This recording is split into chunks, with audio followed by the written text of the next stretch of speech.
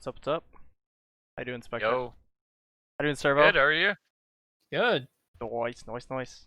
Alright, so, episode 1. Let's go. Episode... Episode 1. We really So, podcasting out here. we really are, dude. Definitely new for me. Absolutely new for me. Never done anything like this, besides, I guess, streaming, but, yeah. So, things to think about. Kisiwa is here, finally. It's been Yeah, 6 months. about time, right? 6 months of Valorant Gaialis every game, dude. Dude, when they announced Kisiwa 10 days early, I was shocked, dude. 10 days early? Yeah, because everybody was saying it was gonna come out like the 31st of July. So when we had that announcement, I was like, wow, Krema's really out here giving us something early. Yeah, it's true. Like, I mean, they gave us 24 hours. They're just like, hey, alright, Kisiwa's tomorrow. I mean, they gave hints saying, like, hey, we're gonna have all the updates for new Tems. They gave a bunch of hints for pictures of backpacks, all that kind of stuff. The monkey, fire, earth, all that. So like, they gave a lot of hints towards it, but we didn't know if it was actually gonna be later on or if it was gonna be tomorrow. So I guess we definitely got that answer. Yeah, then they just dropped it. I was super hyped. I was like, wow, I can actually stop playing Valorant. I can stop playing Valorant. Exactly. Yo, same. Oh man. It feels really good to be back to Temtem. Yeah. And like playing competitive matches is super fun. Exploring all of Kisiwa like day one.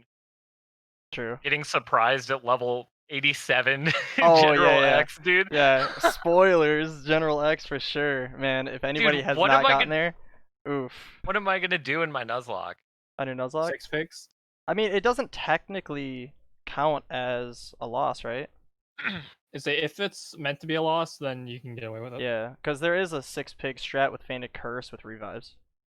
But Yeah, can't but use in a revives. Nuzlocke, you can't use more than one Oh, Tem. yeah, that's true. Well, So- you so- can use more than one Tem. It's that you don't have to.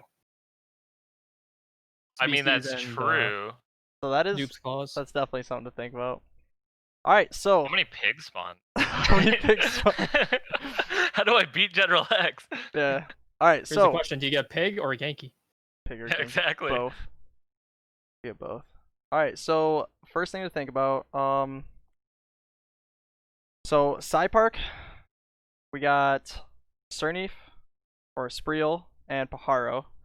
I think a lot of people are liking the Spreel. At least we don't have too boring of a Luma week. I mean, nothing like the Schween. Everybody was on Schween. So that's For a me, good. it's Sad Park. I Sad wanted to park. see some Kisiwa Tems. Oh yeah, I for think sure, it, for I sure. think it would have been cool if they did like Volfi and something else.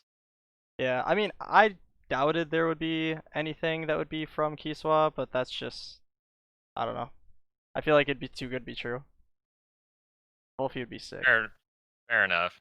Yeah, because they have, if you really think about the patches, right, and look at the timeline, they have 3 months until the next island is going to come out. Maybe give or take a couple weeks. So they have 12 weeks to bring out all the Kisiwa Tems to be able to be in Illuma. So I don't Yeah. doubt it. And we get 2 patches too before the next island that they said. So we have 2 updates and then the next island. Yeah. So we're gonna get the mountain range, which hopefully has Yowler and the wolf. I was super disappointed we couldn't get Yowler. Yeah, I think everybody was, because everybody was so excited for Oshi Scunch. Like, everybody. And then we got Suplex, baby. We got Suplex. Suplex is nuts, dude. Suplex is so good. True. So good. But yeah, so not getting Yowler kind of sucks, but I mean, when he's introduced into the meta, it's going to be crazy. True. And when I saw that picture with Wolf up in the top, I was like, yo, I need that thing right now. Like that picture, I was like, Rhino and Wolf, you're mine. Yeah, I wanted the Rhino- wolf instantly. Rhino hasn't worked out too well for me. It's probably, yeah. We'll definitely talk about that soon. But yeah, so a couple, 2 more things to go over before the competitive content that we're going to be talking about. And one of them is a new TV strat for speed that a lot of people have been running. TV training is one of the most obnoxious things in the game. Everybody knows that. Leveling is probably second, and then free timing after that, in my opinion. So 2K. Yeah. 2K has a pretty cool trait called Spreader. It does 50% damage to each of the Tems on whatever move it's going to do. So Windburst is a move it learns. Well, a lot of people are leveling 2K, having Spreader, and now TV training is super quick for speed. Where are they doing that at? They're doing it at the Mushis and Orphils, with the 5% Golder spawn, which is HP.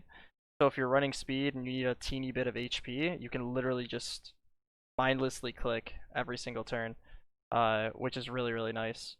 A couple of the most difficult TVs are Special Attack, which has a new area now for that as well. We have the Whip Lump area in Denise. It's just all Whip Lumps and Platox, which is 1 special attack and 1 speed.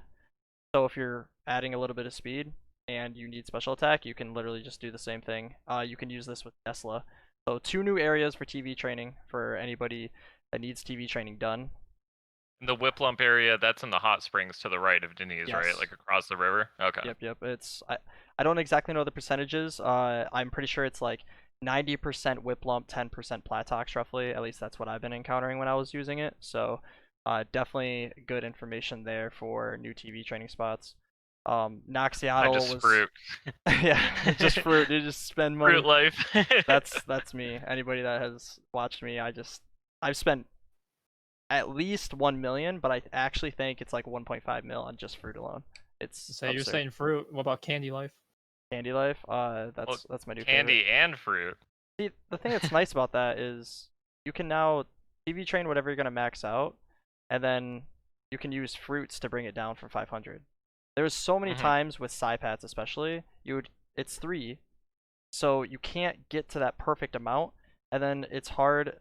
It's not that it's difficult, but it's just so time consuming having to go to Paharos or to Saku's or whatever in order to get that Yeah, one TV. The issue with it is like you have to like meticulously plan each kill and like the entire steps of it, right? Because like if you're on a odd number or something and you're killing Psypats and you're 2 away, now you have to go to like a Paharo or something, but you have to know the exact number of Psypats you have to kill to get there. Exactly. Like TV training can be so frustrating sometimes. True. I can't tell you the amount of times when I first started the game where I would go over or accidentally do something and then just have to completely redo everything. It was super frustrating. Yeah. And I got to the point where I was probably spending just as much money using weakeners that I would have just used if I used actual fruit on my temp. Yeah, Like, if you I just swear to enhanced God, and saved yeah, time. I'm not even kidding. Like I spent so much on weakeners. Yeah, Noxiatls were super annoying for special attack. Everybody knows that. You would have to use Valoran and single feather gatling everything because if you hit it, you would get poisoned when it kills. So yeah, 2 new spots, very beneficial, and another new area for attack, Servo. Yes, the new attack area is actually the Earth Shrine, which gives the Osekais give you 4 attack TVs instead of the normal 2 you get from Magmies. Since this is mostly 100%, except for the 2 eyes, which also give attack, only 1 though, however, you can do level up and attack at the same time at the Earth Shrine. Yeah, it's So is Earth Shrine better than Water Shrine? depends. For like leveling the Water and Shrine gives. I'm not sure about the TVs for Water Shrine, which would be Platimus. Let me But look it up. I do know it's easier to level at the Platimus Shrine. I do know that. There's been a couple strats that people figured out. I have only been using the Earth Shrine mainly because I've been TV training with attack. So I've been using either Cerny for Yukama and then using a Lure Kinu to switch in, be able to get like revitalizes off. But it's kind of annoying, honestly. But At the Earth Shrine? yeah, it's you have to like plan and have at least 2 Tems to be able to kill. I think Cernif is the best way to go. Use Water Cutting Lily. You can also bring in the Kinu when possible. Keep Lure on Cernif. When it gets hit, Benefactor procs, and it can do double Revitalize onto it, and then kill and go. So it only takes like 2 turn setup to go back to full HP instead of Yukama having to Hypno, Revitalize, and then yeah, it's Sernif is definitely the way to go for it. And then at the Water Shrine, so Platimus gives 2 speed and 2 special attack TVs, and over there, what you want to do is have Air Specialist Barnchi with max speed, max special attack to be able to pretty much hypoxia every Platimus that you see, and then that way pretty much gets it done. It's like 97% of the time you one-shot everything. Yeah, that's good. That's good. Yeah, it's the same thing with Yukama as well. Sernif typically won't one-shot. You're going to use your other Tem to be able to attack with whatever spare damage it is. And even if you have max special attack Yukama, there's random times Water Cannon lets it live with like 1 to 3% HP. So definitely, I personally think it's slightly less experience, or not less, but it's slightly like the amount of XP you get is not as good as I think it should be. So the thing about XP though is what's really interesting is Platimus actually gives 6,000, and I think so does Osakai. But what happens is if you're leveling with a level 58 Tem, that takes 2,000 away. So then if you're Coward's cloaking something in the back, that also takes 2,000 to whatever you're cloaking. Yeah. So if you level one thing at a time, it gets like 30, it gets 3,000. And then if it's a traded Tem, so if it's not OT, then you get 3,300. Yeah. Or 2,200 if you're cloaking. Which is funny because I literally just learned that a week ago, like maybe a week ago. It was when I was doing this. I was leveling a Riken, and it was getting 2,000 instead of 2,200, and I was like, I was in a call with Servo too, and I'm like, bro, why is my Riken getting less experience? Like I was actually just dumbfounded. I didn't know. I didn't know. And the next day, it happened again, and I brought it up, and somebody said maybe it's because of the OT, and I was like, no way. Like, is that really why? Not only did I not know, but so many people did not know about this. A lot of competitive players don't know. Like people that put like thousands of hours into the game, they're just like, Yeah. whoa, like mind blown, dude. Pretty funny. Yeah, it's something that you don't really like pay attention to too much or look into too much, but it's also really helpful to know. Yeah. So True. I don't know if eggs are the way to go anymore. Yeah, so pretty much if you buy an eggs, you're wasting your money and your time. You're wasting your money, and it's gonna take one extra encounter for every 10. But imagine the Luma Wolfie or the Luma Rhino. That's different though. Different. That's the trade-off. Do you level quicker or do you get the chance at getting a Luma, right? Oh man. Oh yeah, the Luma egg. Yeah, you're right. You're right. Yeah. That 1 in 8,000, dude. You never know. It hits. It can hit. You know. All right. So, all right. So let's get into the competitive content. That's what we're here for. And so things that happened this weekend. So Kisiwa opened up Tuesday. Obviously bugs are gonna happen. Whenever there's this much new stuff, all the new Tems, all the new moves, traits, everything, there's bound to be something, a lot of stuff that is gonna be bugged. And what we're gonna talk about is traits and moves and possible bugs that are in the game. Thursday there was a bug that happened with willpower drain. If anybody knew about this, with this move, willpower drain is on Curry and Grandpa, and what the move does is it takes stamina away from your opponent and gives it to the person using the move willpower drain. Well, what would happen is once you used it on a Tem, your game would soft lock, and all you would see is Grandpa used willpower drain. That's all you would see. You would see all the animations still going on, and nothing would happen. It would crash your game. And we found this out not even 24 hours before the first tournament of Kisiwa was gonna come in, which was Friday, PlusOP's tournament. And immediately, like, we're like, okay, we gotta tell him it's banned. Like, we can't let this go through. Yeah.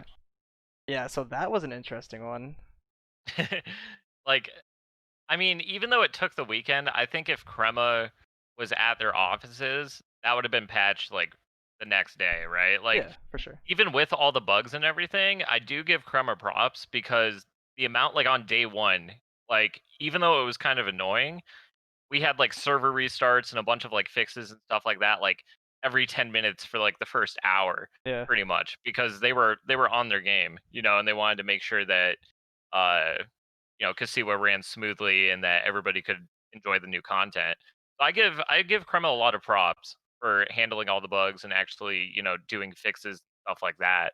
Even though that they had to kind of take away the pan suns for ranked over the weekend, the fact that they're giving us a boost in pan suns and giving us 40% more over the weekend is really, really nice. Yeah. I've been farming pan suns. I mean, true. Yeah. They even asked in Discord, they're asking the community, like, what do you guys think we should do? We know this bug is happening. We know people are exploiting it immediately as soon as it's figured out, right? And they said we can either shut off all Pansun rewards or that's pretty much it. Like, either Pansun rewards are gone for the weekend until, we're back in the offices, we do our thing. Or, yeah, like, just have it just run fluent and people just Abuse essentially it for the cheat, weekend. like, Yeah. because you lose a turn, especially if you don't even know what's happening, right? And yeah, so that was one of the big bugs that got patched. What was it, Monday or Sunday? I think it was Monday, early morning Yeah, it was Monday. Monday, yeah. And then there was another bug that was going around, which isn't as influential, but it was pretty funny to see. Naga's trait Water Custodian was, so what the trait does is if a water move goes onto your teammate, so if you have Naga on the field and you have a teammate, whatever that water move now hits Naga, okay? And Redirects it. yes. Yeah. So what would happen is the first time it was figured out was on a Volcrane, surprisingly. Naga and Volcrane were out on the field against the Yukama, and Yukama uses water cannon onto Volcrane. Volcrane gets hit by the water cannon, but then it redirects the damage, right? So you would think it would do half damage. Well, no, it actually did 4 times damage to what would have been Volcrane. So let's say it should have taken 264 damage. Instead of the water cannon acts on the special defense and half damage resistance on Huchik or Naga, it would be, no, you're taking that 264 damage is now on to Naga. So it just one shot everything. It's just applied on the Naga. So basically Water Custodian was completely unusable because if you tried to pair it with something that was weak to water, your Naga just dies, and then whatever's weak to water dies next. Yeah, so it's all bad.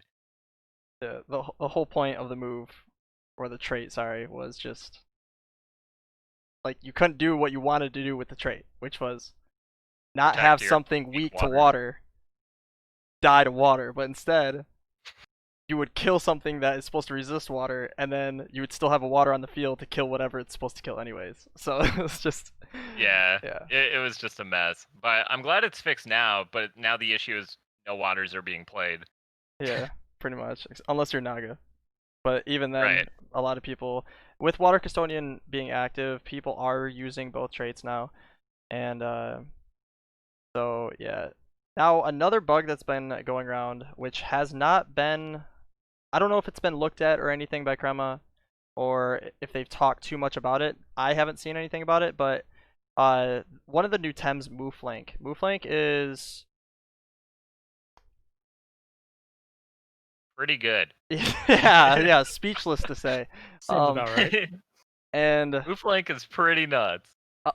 Servo, definitely like talk to them about how, like, what the trait Unnoticed does and how people are using it and abusing it depending on how they're playing it in pick and ban.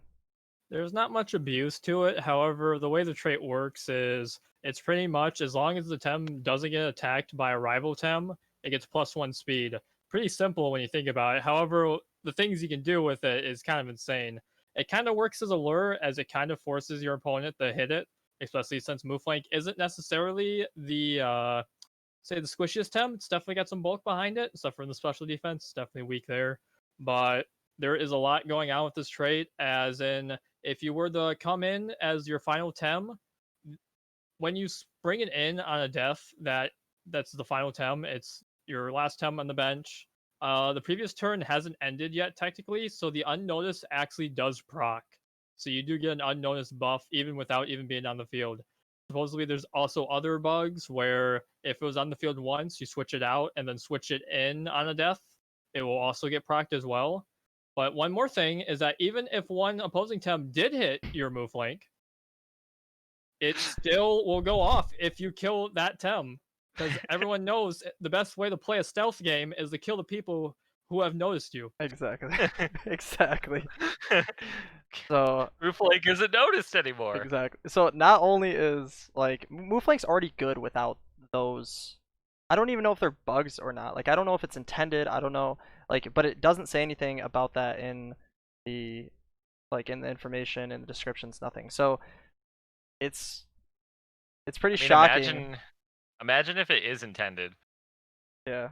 So Mooflank's nuts. without the bug, it's a really good Tem. It has a move base jump, which was added in, and it has 115 damage, zero prio. Sorry, zero hold, 2 prio, which is good. And with unnoticed, when you proc, obviously +1 speed, it technically turns into 3 prio if you think of it in that way. So you get a huge damage increase, and then it has goring, which is just essentially a base jump that does slightly more damage, but it's 3 prio instead. And those 2 moves alone are just so good. And there's a new item resistance badge. You use that and, damage. With war drums, there's just so much stuff to be able to make Mooflank do a ton of damage with its base attack as well. So with resistance badge, that's 15%, right? yeah, and then war drum is 8. Yeah, so you get an extra 23% on top of stab, which is an extra 50%. Yeah. I mean, that's a powerful go ring. Yeah, and it's a 0 hold on turn 1, so 115 damage, 0 hold, it's like what, 16 stamina. Like you're never gonna run out of stamina with Mooflank. And then when you're able to get that +1 speed proc, which these I don't know if they're intended, obviously bugs. I just think they're a bug. When you get that +1 speed for free, it's almost like you have HP attack, and then you get free speed TVs on top of that just by bringing it in as a last time, right? Like, it feels like a pretty crazy buff. And it can, if at the end of the game, if you're using it for the end of the game when it swaps in, you can use it as a sweeper. Like, just literally play the game 4v5, and then you weaken everything, kill the mentals whenever possible, and then Mooflank comes in with +1 speed, faster than everything if there's no turbos off, and it literally just sweeps everything. Like, it just kills everything because it attacks faster than everybody. And if you kill one Tem and the other Tem doesn't target it, it kills that. More speed, yeah. Like, so you're always going to outspeed, and it's pretty crazy for sure. Mooflank is so good at the end of games, it doesn't even get to use execution. Yes. Because it doesn't even get to be able to. Because base jump and goring is its execution right now. So let's just be honest. When it does use execution, it's on the final Tem left standing. Yeah, and you're BMing to do it. Yeah, or it's a Servo that people are trolling you with. Exactly. All right, so those are the bugs that were kind of influential for competitive play. So actually, before we move on, this is one thing Rishi posted. This is a bug that actually. I was curious about this since there was only move that actually changed prio was Crystal Dust. Okay. But apparently there is a bug with changes in prio due to synergy that it only half works sometimes if you switch an ally in for the synergy bonus, and if they get knocked out, they still have the prio, but they do not have the extra effect which comes with the synergy, like extra damage or possibly a status effect. So does that work with Seismon Trek too? That's what Rishi tested with. And I think what he's saying is the prio will be through prio, but the extra damage and the +1 defense will not proc. No, the prio will be the same. The prio becomes It'll still be 2 prio? It will be 3. Yeah, the 3 prio stays the same. to add to +3. But then the extra effects of +1 defense and damage doesn't proc. Well, you get the damage, but the defense is from the trait, so that's something different. It's from Earthbound. My bad. Yeah. Hmm. Huh.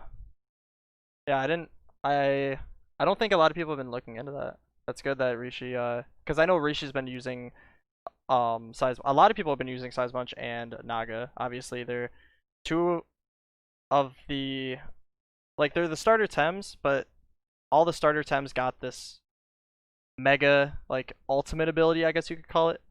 And yeah. Signature abilities, yeah. It's they're pretty fun. They're pretty good for sure. I feel like we'll definitely talk about those moves a little bit later on. But yeah, I think I never didn't think about that, but we'll definitely look into that and see if that's happening as well. So on to the tournament. So PlusOP had his first tournament. For everybody that was in Kisiwa this week. Anybody that technically his 20th. What's up? Technically it was his 20th tournament. Oh yeah, sorry. So PlusOP does a lot of stuff for the community. He does auction houses for everybody. He does tournaments for everybody. He does this, sexy Luma hunting all day. And they're every week on Friday, at 7 p.m. he has a tournament, 7:30 p.m. Well, first week of Kisiwa, things are gonna get crazy. Tuesday, everybody got Kisiwa, and now we're all just completing Kisiwa and saying, what are we gonna put in our team, right? Like, what's new, what's great, test new moves. We have literally 4 days to do this, right? And there was a lot of different teams, a lot of new stuff to be played, and we have the stats for every single person that was in the tournament. So PlusOP had 34 players. He had 34 players, and out of 34 players,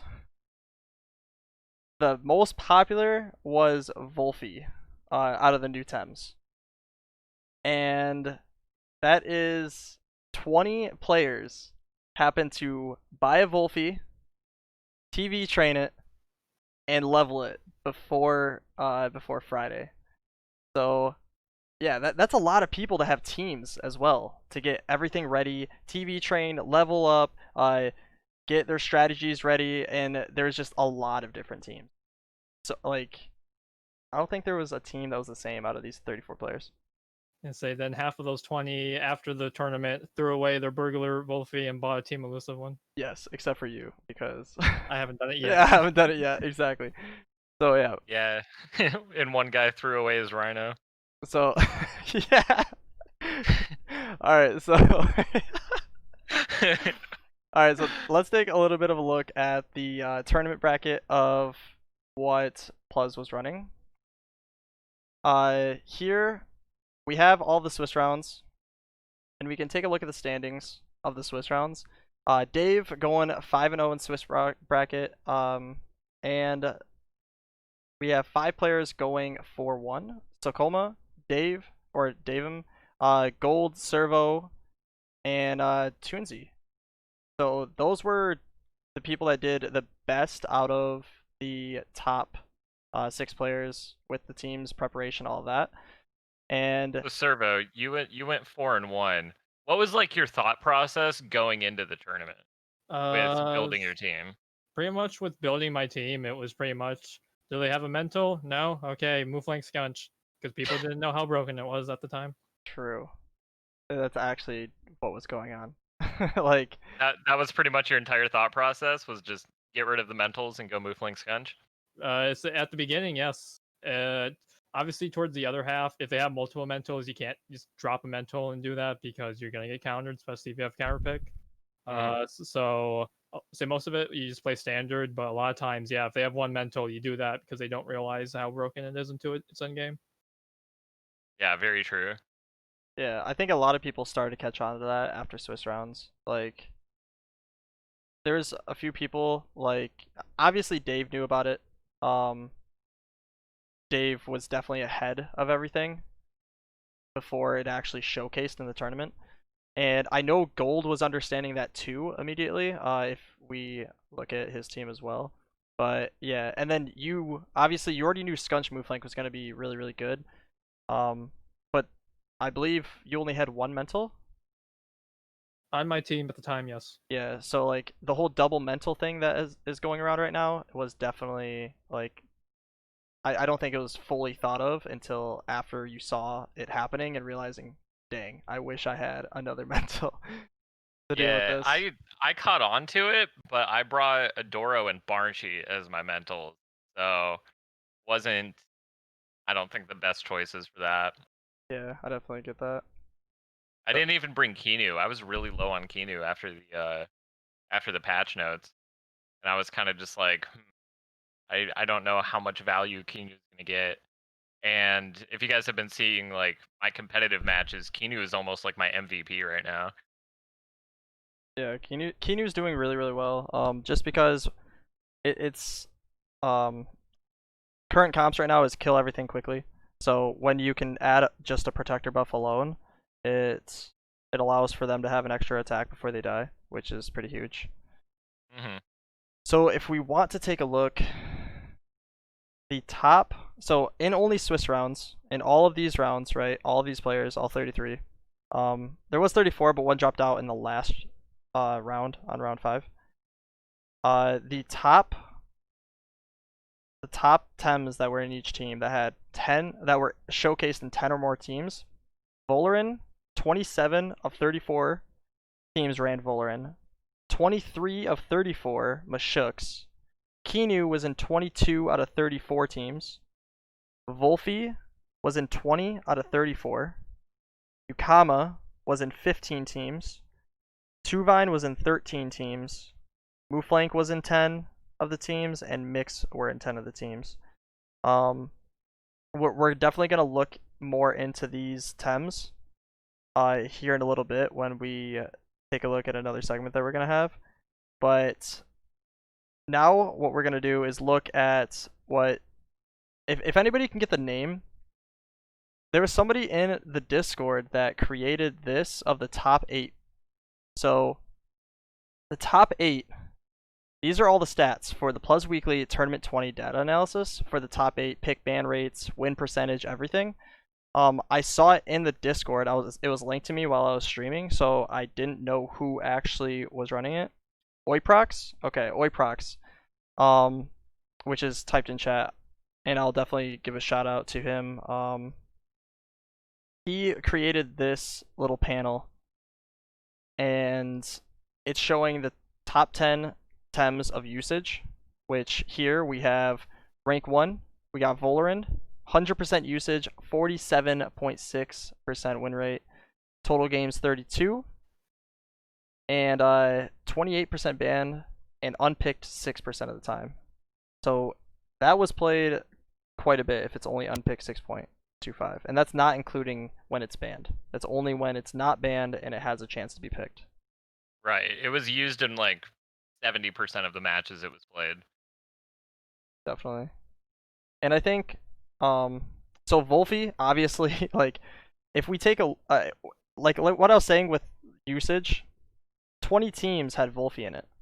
So if the ranked second of total games in top 8 became Wolfie when there's only 20 teams out of 34, it kind of shows that the top teams were probably running Wolfie that made it into the top 8. Yeah, 6 out of 8 of the teams had Wolfie in it. Yeah, exactly. So that kind of shows a lot. I mean, I guess Volarin was 27 of 34, so the 7 people running it or not running it didn't make it, but yeah. And so Wolfie showing a really, really good good show. 58.8% win rate, 25% ban, and unpicked 14% of the time. Yeah, with only one weakness, I think Earth Nature is just a really good typing. Yeah.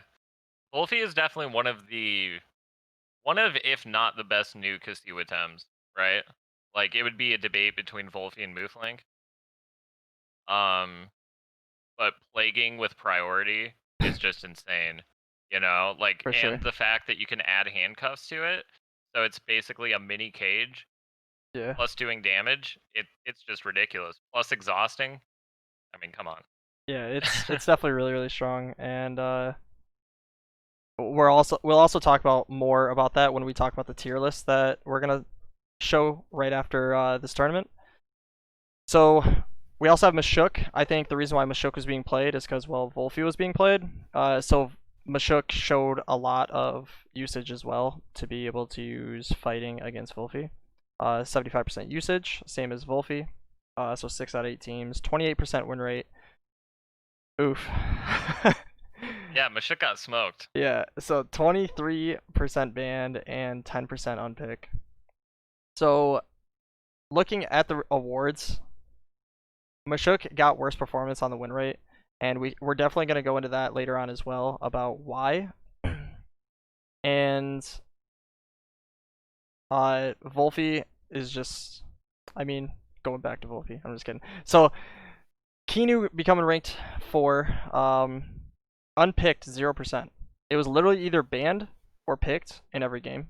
Win percentage 40% out of 16 games, and a lot. Remember from before, a lot of Tems were still TV trained, like they were before Kisiwa, and now that like the game has been changed, like some Tems don't play well with their old TV. It's a whole new game right now. Yeah, I would say you definitely have to update a lot of your spreads for the meta. I don't think I've had a single Tem where I just took the old TVs and brought it in to the new meta and was kind of like okay with it. I think I really had to change quite a lot. I think maybe only 2Vine was the closest to not having to change. Yeah, probably. Honestly, I don't even think I've touched 2Vine, but I know I have to. I guess I'm lazy. Yeah, and then I mean, TV training just sucks. True. That's why we buy the fruit, dude. The fruit. Exactly, the fruits and the candies. Every day. All right, so we have Barchi. What's up? I'm just so happy they added that eraser. That makes life so much nicer. Oh yeah, we probably should have talked about that. Eraser is definitely something really good for saving money. Absolutely. So we have Barchi. So, Barchi's usage rate 50%, 55% win rate. Pretty good. Total games 18, 33% ban rate, and 16% unpicked. I can completely understand that. Mentals were just good. A lot of people that were making in the top 8 had Mooflink and Scunch. They were just ahead of understanding what was going to happen.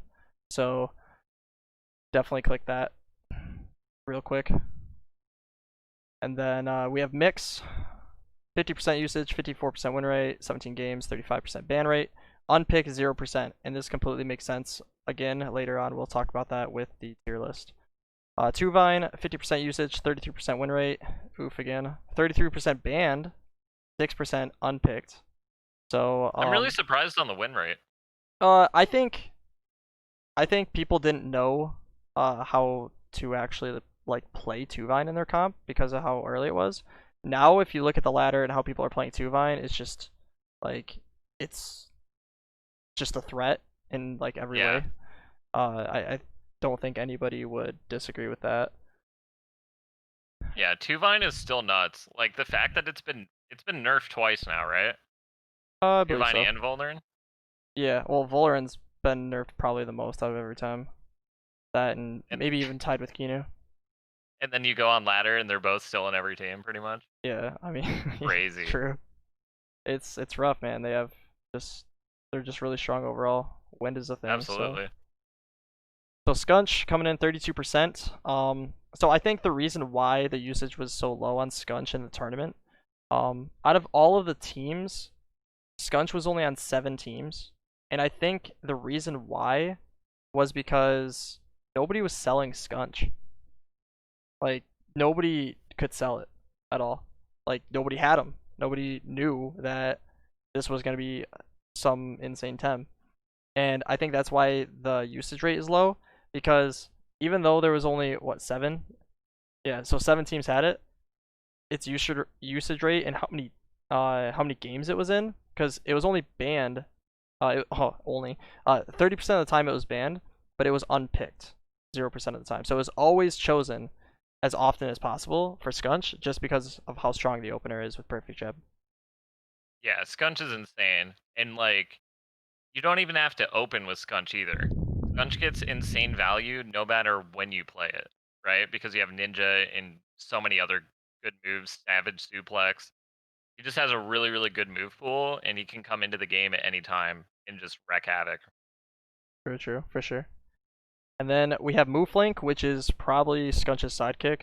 Mooflink had 32.5% and 66% win rate. And Mooflink was in 10 of the teams, with only 32% of them coming in. I think the reason why Mooflink didn't get into the top 8 as often as it should have, in my opinion, is because it goes really well with Scunch, and a lot of people were very undecided on whether what's the other trait called? There's unnoticed. Hurrywart? Yeah, Hurrywart. So a lot of people weren't sure about Hurrywart or unnoticed for what they should be running, and I'm pretty sure out of the usage rate, the unnoticed stayed in and the Hurrywart stayed out. I feel, because I remember watching a lot of the games. There's probably one person I saw that or that I didn't see that was running Mooflink, but the other ones were running unnoticed. Then we have Yukama. Unnoticed is just nuts. Yeah, we definitely the bugs, dude, the bugs. Yeah, we already hit on that. So Yukama is going to be the last time for the rank 10, the top 10 for the tournament. And yeah, 32%, 33% win rate, and 9 games, 11% banned, 22% unpicked. So yeah, probably the highest unpicked out of all of the top 10. Yeah, because I feel like Ukama, it's hard to use, right? Like Ukama isn't really good into anything particular at the moment. Yeah, it's definitely a situational time. Definitely. And I think a lot of teams dropped the Ukama just because of it not being able to counteract as much as it used to be able to. So honorable mentions is Seismuch, Whiplump, and Adoraboros. They weren't in a lot of teams, but they definitely saw some good play in the game.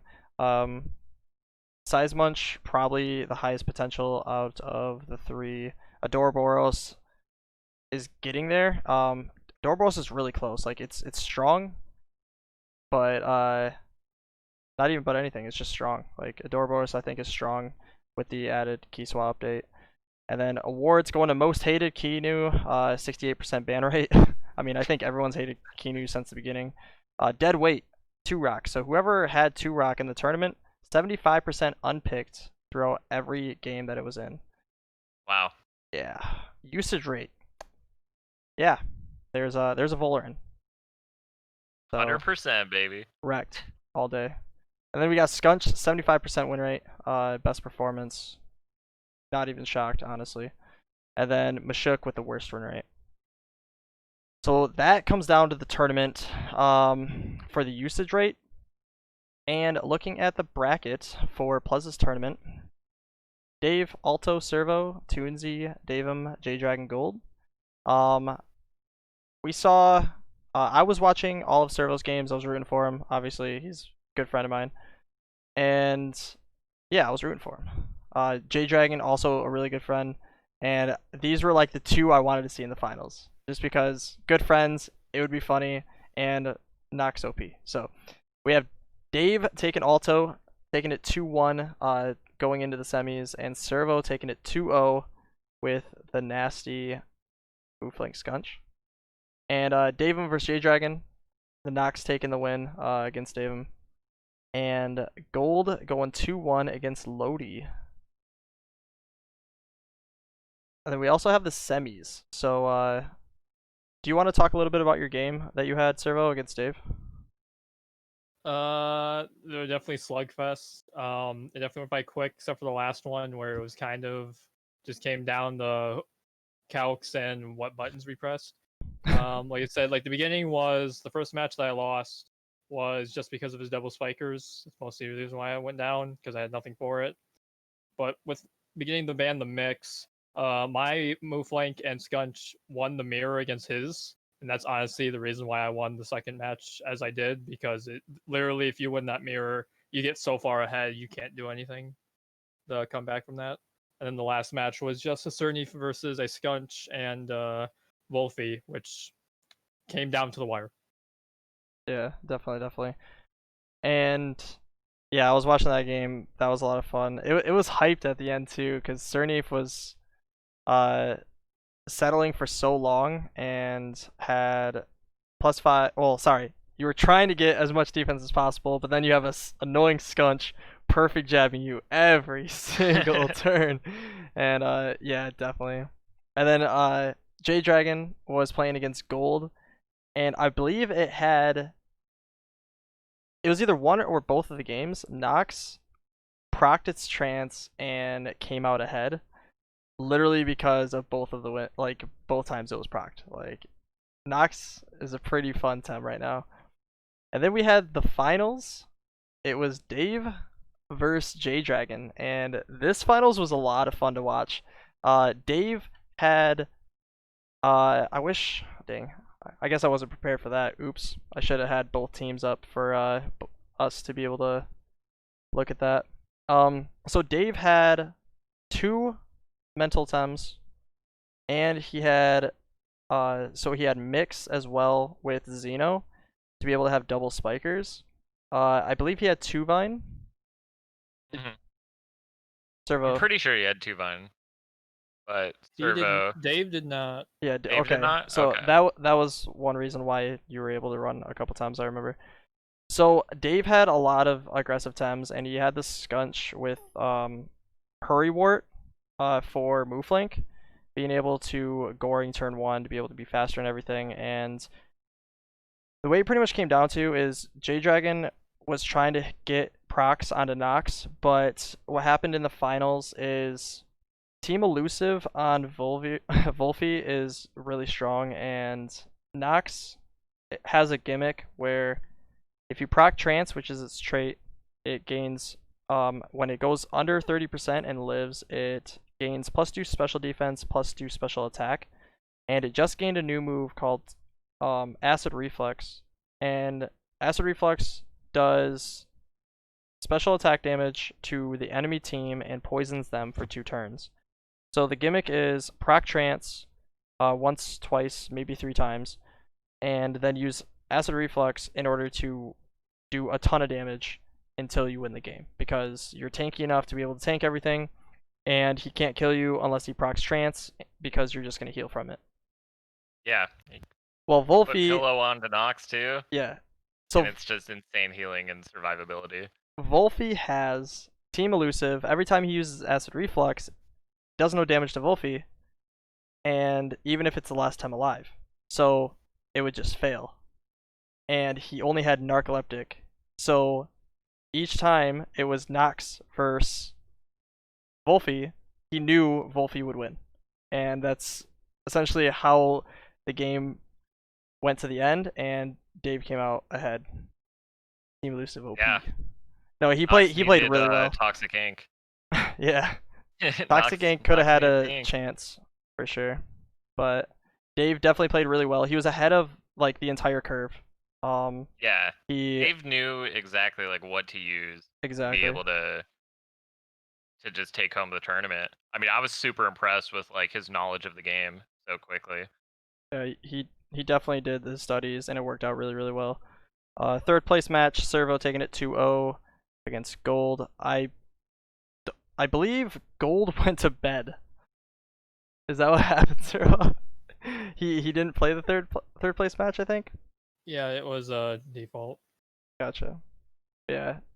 Next time we'll definitely have all the teams in a line for everyone to be able to see.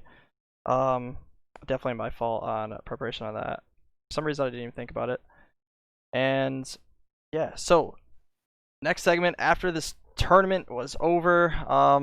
So anybody here that enjoys Carth's stream, if anybody that doesn't know Carthh, he's been playing Temtem since the launch in February, and we talked to him about using his tier list.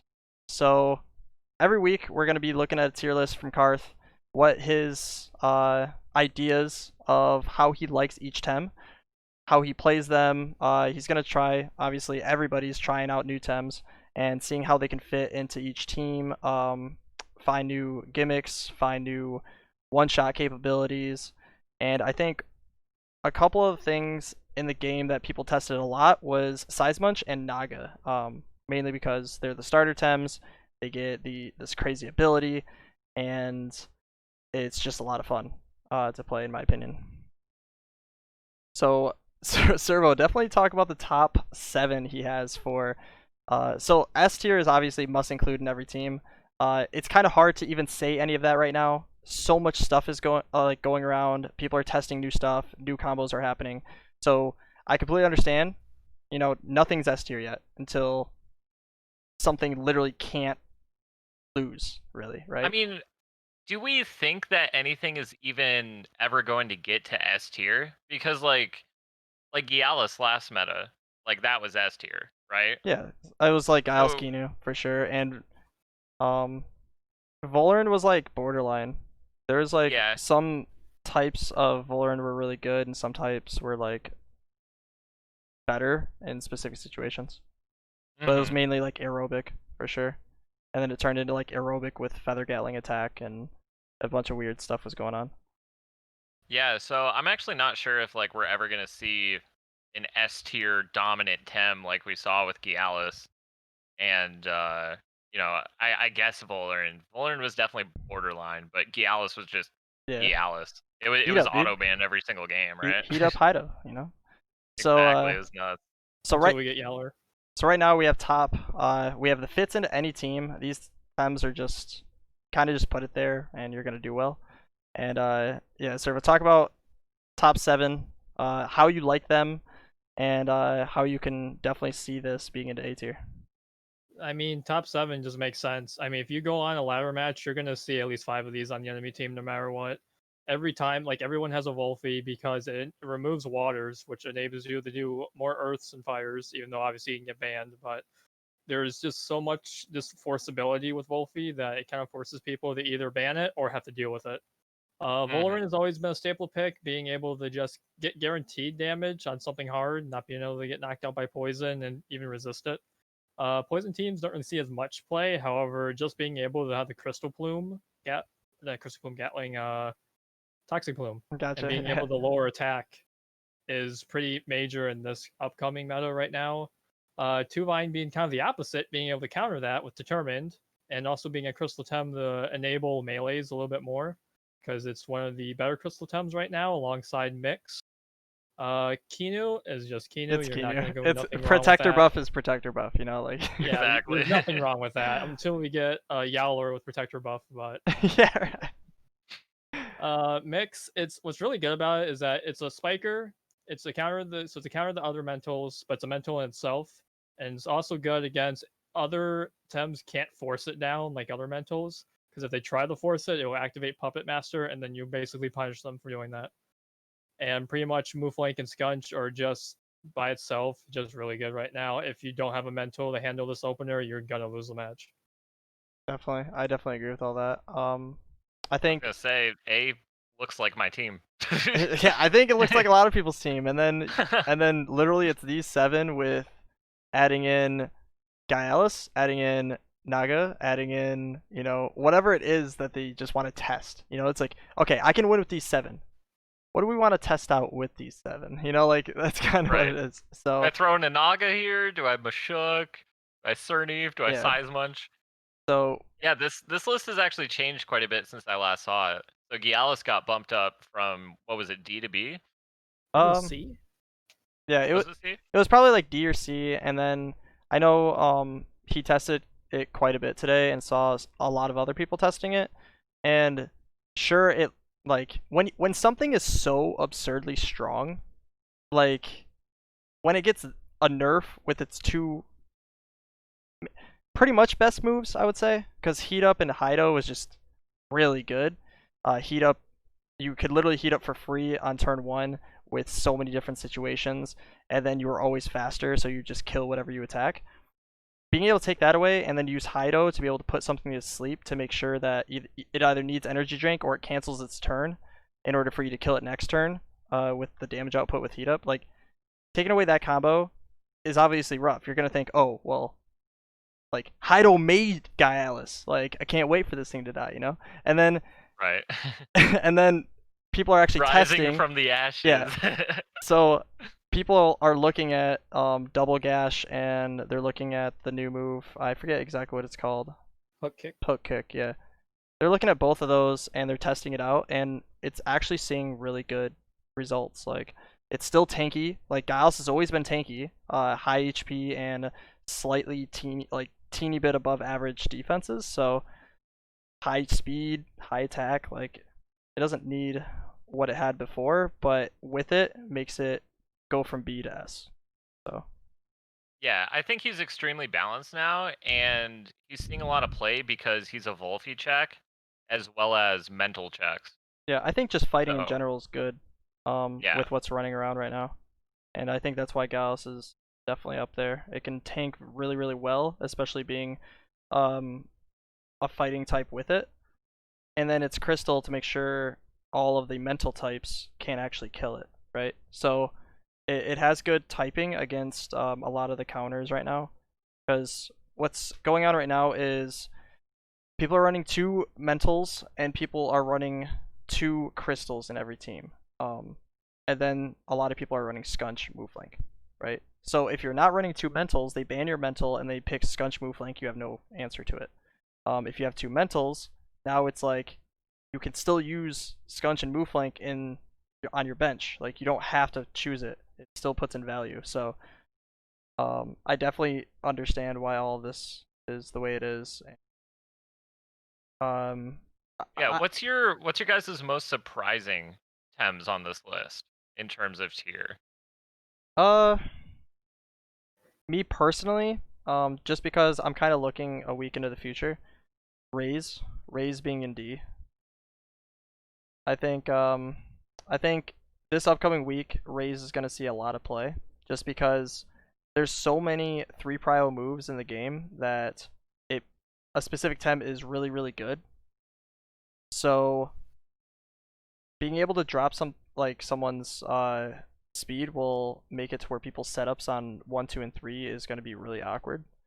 It also deals with a lot of the crystals that are seeing play. Tuvine, Mix, Inu is pretty good with it, and it's still a check to it's still like a decent check to a lot of stuff. Obviously be wary of Volphy because it has Dust Vortex, but yeah, being able to just get the minus speed on a lot of combos can take those combos away. Yeah. Servo, what about you? What jumps out to you here? What jumps out to me? Honestly, most of it seems right. I really don't see anything wrong with the list right off the bat. But going towards the future, I guess we might see. I don't know. I fought a Loali and it messed me up, so I'm gonna say Loali is probably one more higher. So you think there's gonna be a little bit more Loalis in the upcoming week? I think so. I can definitely see that. Yeah, I think I've seen Loali, but it was never picked against my team. So I haven't really gotten to play against it and kind of see what it can do. Yeah. For me, Gary. Gotta be Rhino, right? No. Get the roller, baby. Yeah, for me it's probably Valash, right? Like, yeah, Valash got nerfed with Madness buff, and Spike's got, what, 10 less damage and a little more stamina? But, it's just surprising how far it's fallen, with how little of a nerf it looks like on paper. And I guess, like, with a lot of melee running around, like, obviously that hurts Valash, but, I mean, Valash would take over games last patch, you know? Yeah. Yeah, that one thing I've been thinking a lot about is 3 prios doing really well, so I would say definitely, in my personal opinion, the 3 Tems to look out for probably in this upcoming week is going to be more Size Munch play, more Xeno play, and more Raze play. Yeah, I think Zenarith is a sleeper for sure. Just the amount of damage he can do with the spike. Yeah, I know it sounds kind of troll because it's like, oh, me spike again, but I think it does pretty well against what a lot of people are running, and even if it does die, to like fighting Tems, all fighting Tems still take, at least neutral crystal damage. So if you can make sure you're not gonna die to an uppercut, I think you're okay. Yeah, like you can kill a Zenarith, but it's gonna hurt in the process. Yeah.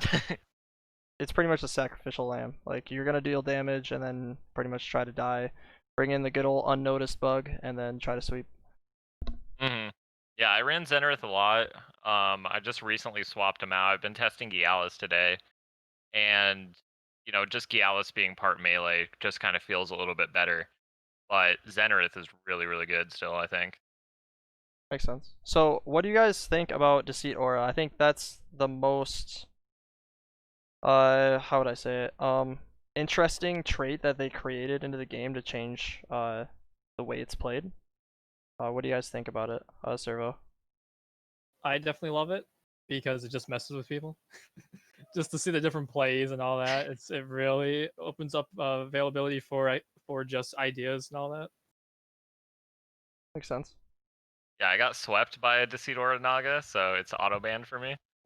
like 1v5? Well, 2v4. I was dominating the match, and then Deceit Aura came in. It was against Mr. Rishi, and he just destroyed me after it came in. Nice. So Deceit Aura can take over games and really against the right team. Deceit Aura is extremely strong. Yeah, I definitely agree. Especially when it madness buffs turn 1. So one thing I was talking about before is Mashuk's being a low win rate, right? If you looked at the graphic here, it shows win rate 28% with Mashuk. Yeah. I think the reason why is because if Mashuk was like A tier in last patch, right? Everybody was running Volar and Mashuk combo with either another Toxic Tem or just it by itself because it didn't need it, right? It was a really good tank.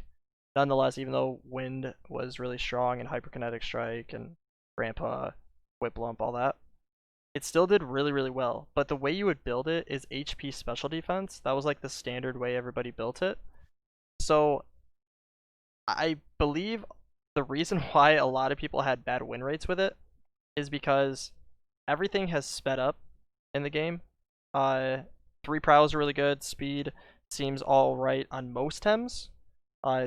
And everything's like max attack or max special attack on almost every Tem. So because of that, I think a lot of people were still running HP special defense Mashuk, and it just sat there and didn't really do anything. Even though like fighting would have countered, Wolfie and a few other Tems that's in the game right now, I think because it wasn't max attack, it just simply didn't do anything. It would kind of just sit there and die. It would be the last Tem left until it just died. Yeah, I for me, I'm still not super sold on max attack Mashuk, but we'll have to see, right? Like if this is a really fast meta, then maybe it has to be for it to get max value. But I was seeing a lot of like max HP, max defense Mashuks that are kind of like in the support role when I was laddering. Yeah, for sure, for sure. So, up and coming Tems, things to think about. I'm just gonna list off a name, and you guys just say yes or no. Yeah. I think Tuvine. Do you think? Yeah. Do you think it's just gonna be like a yes? It's gonna stay for a while, or do you think it is kind of like overrated kind of thing? No, I think Tuvine's insane. You say Tuvine kind of comes in waves, but I think it's here to stay for a little bit. All right, cool. Obviously, I'm just gonna say mix.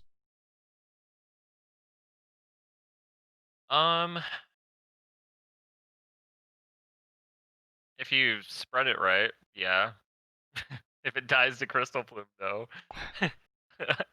Yeah, I think a lot of people have been testing it. So, what do you think? You have to get your mix correct. That's the hardest part. All right, Servo. I feel like it's pretty strong right now until people figure out more freeze comps. I feel like then it'll probably drop more. Oh. Let's do that. All right, so Naga. No. Think it's gonna drop off? Yeah. I think it's gonna stay because I think someone's gonna find something. We'll see, right? Like, Naga's still kind of an unknown. I still think War Custodian with like max speed, max special attack is probably a good way to run it. Yeah, I definitely don't disagree. So we're just gonna do this as a duo. Actually, no, we'll do it as a single. Move flank. It's there. It's there to stay. Yeah. Move flank's nuts. And then scunch. I think it's there to stay until we get a better mental, honestly. Unless everybody's running like 5 mentals. Yeah, it depends on what happens, right? Like, if people can find, like, super strong counters for Scunch, then it might drop off. But then again, I mean, Brawny Wardrum is nuts. So I would say it's here to stay for a while. Alright.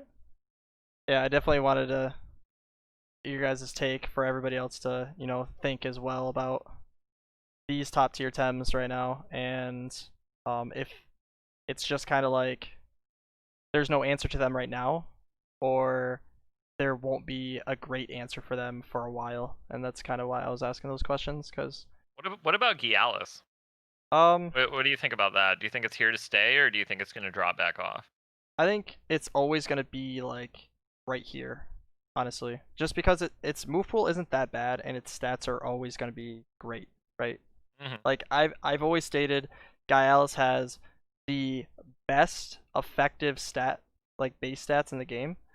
It like if obviously it doesn't have the most out of total stats, but if you look at what it needs to do its job, right? It has like just enough stamina. It has a ton of HP in order to live while being able to deal attacks. It has slightly above average defenses to stay alive from like attacks and special attacks. It has the fastest speed, and it has amazing attack. And then its special attack is really, really low, which it doesn't need. So it's like all of those. You know how Tems will have spiking with Gialis. So all of the, you know, Tems in the game that have split attacks, like it's almost like if there's 75 attack and there's like 65 special attack, but it has one special attack move, I feel like that's wasting 65 stats, while Gialis is only wasting like what 27 or something on special attack. So like, right. But every single other stat is effective in everything that it needs to do. So I will always believe it'll be no less than average, and if anything, slightly above average, just like this. Like if Carthh is making his list based on like 2 rock is worse than Grandpa, like this is the bottom C tier and this is the top C tier, it's like I feel like Gialis is probably gonna stay right here, like borderline B tier. I could definitely understand that. I agree with that too. I think the reason why it's shining right now is just because it's typing to be able to deal with what's running right now, and it has fighting to be able to kill what's running right now. Servo, what about you? I mean, also it's Gialis, so it works. It's Gialis. Gotta love Gialis for sure. Definitely. So, turns out resistant trait still pretty good. Still pretty good, and it counters move flank. You can't trap anything.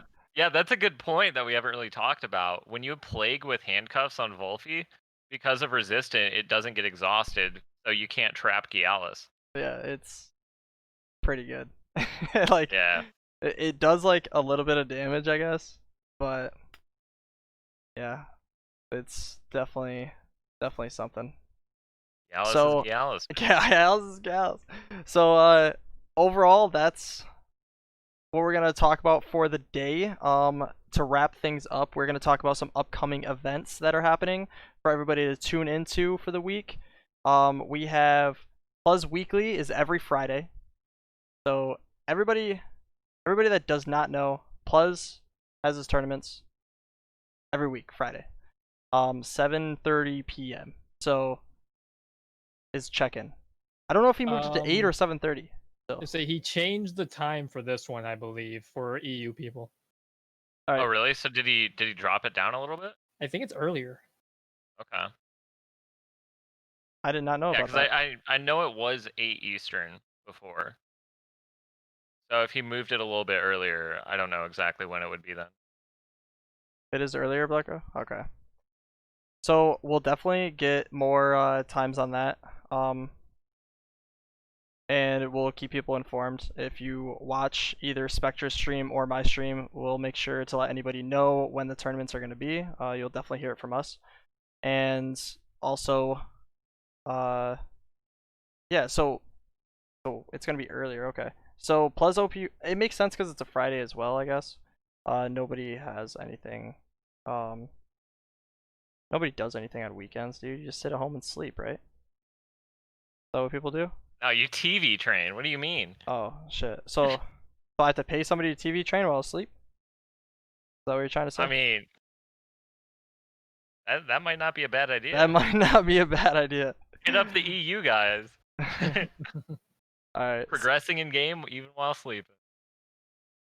So, yeah, so we have Plus's tournament weekly. We also have the monthly that's coming up. I don't know if he posted the time. He said he was going to either post it yesterday or today. But yeah, we'll definitely try to make sure we have the time for the Plus weekly and the Plus monthly. It should be this week for the monthly.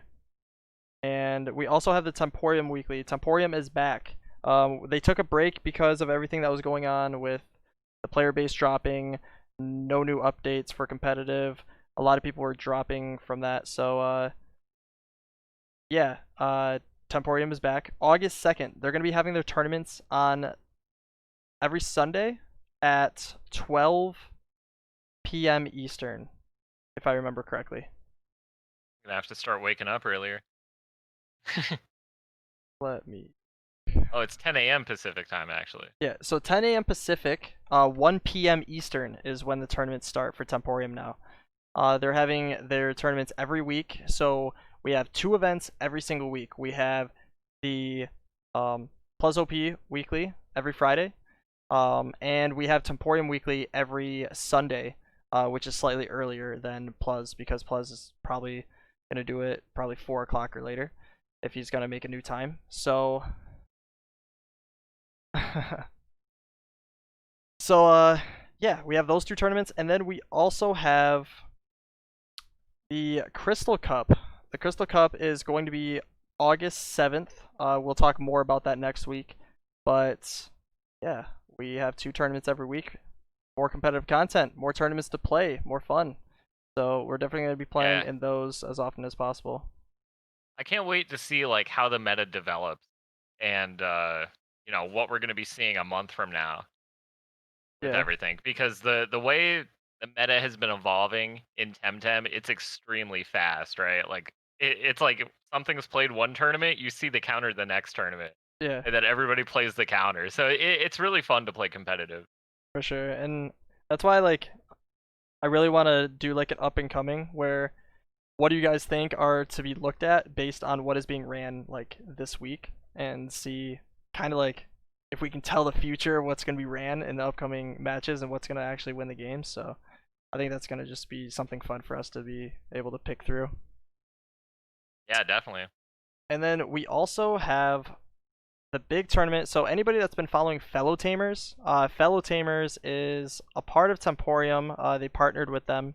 They used to have a site for Temtem. Took that down. But now we have Temtem. Still better so than okay. Team Tem. Team Tem. Team, I'm sorry. So Team Tem. So yeah, Fellow Tamers have been running a minor cup every month. They did extend how long to prepare due to Kisiwa. So for anybody that does not know, Fellow Tamers minor cup is going to be August 22nd. I believe that is a Saturday. Let me check. August 22nd is definitely a Saturday, and we're gonna be talking about that every single week to make sure people know, and yeah, prepare for the big tournament. I believe it is 120 for first, and I feel like top 4 gets a little bit of prizes. So yeah, real money cash prizes. And then you also get points for the upcoming invitationals that they're gonna have. They're only gonna have top 32. I know top 16 get in, and they've been talking about top 32 in order to get in for the invitational, which is going to be a much bigger prize pool. And in order to get in, you need the points. So if you are interested in that, prepare, get ready, and play in the Miter Cup that's coming on the 22nd. So any final thoughts, guys? No, I think we touched on quite a bit of stuff. I'm just excited to see once again, how the meta evolves and all these other tournaments. Just playing competitive is super fun. Yeah, and then on the podcast, I think this was super fun to do. Definitely really enjoyed it, kind of doing a competitive breakdown. So definitely really enjoyed it, and really appreciate you having me. Yeah, for sure. What about you, Servo? I think that's pretty much it for me. Cool. Yeah, it is the first podcast. We're gonna be trying to think of new things for everybody. We are going to listen to your input. Anybody that has input, make sure to let us know, comment, whatever, and we'll definitely read it. We'll definitely look into how we can improve what you want to know about anything competitive wise, and anything that kind of like you would want to know more about in the competitive atmosphere of Temtem. So we are always open for criticism. Like Rolder's shit, right? Yeah. Yeah. I blame Rulder, man. Blame Rhino. Alright. Everybody have a actually update really quick. Sorry for that one. Plus let me know just a little bit ago. 2 tournaments going on Friday. The weekly is starting at 1 p.m. Eastern. So he's having 2 tournaments Friday. 1 p.m. Eastern is the weekly instead of 7:30 p.m., but his monthly is starting at 7:30 p.m. So yeah, both tournaments. The weekly same is day. very early. Yes. Wow. That'll be fun. Early. Full day of competitive. Whole day of tournament. I wonder who's gonna be casting with him. Definitely curious on that. That'll be cool to see. So yeah, there is the information on that. Definitely be looking more into that, and we will talk about the tournaments, recap the tournaments as usual, and yeah, I hope everybody has a good day and a good night, and I will definitely see you guys soon. And I'm assuming you guys are going to be seeing Spectruhh soon. He's going to be getting off, so you guys want to watch some competitive play, Spectruh's going to be playing some comp tonight, and we'll definitely head you guys over there in a few minutes, and I hope you guys have a good night, good day, wherever you may be, and we will definitely see you guys next time. I am actually pretty hungry, so I think I am going to get some food, and then I'll go live. Right. Yeah, so it's going to be a little bit before I go ahead and go live, but definitely expect some competitive for me tonight. Alright, definitely. Alright. See ya. Peace. Yeah. Thanks for tuning in, guys.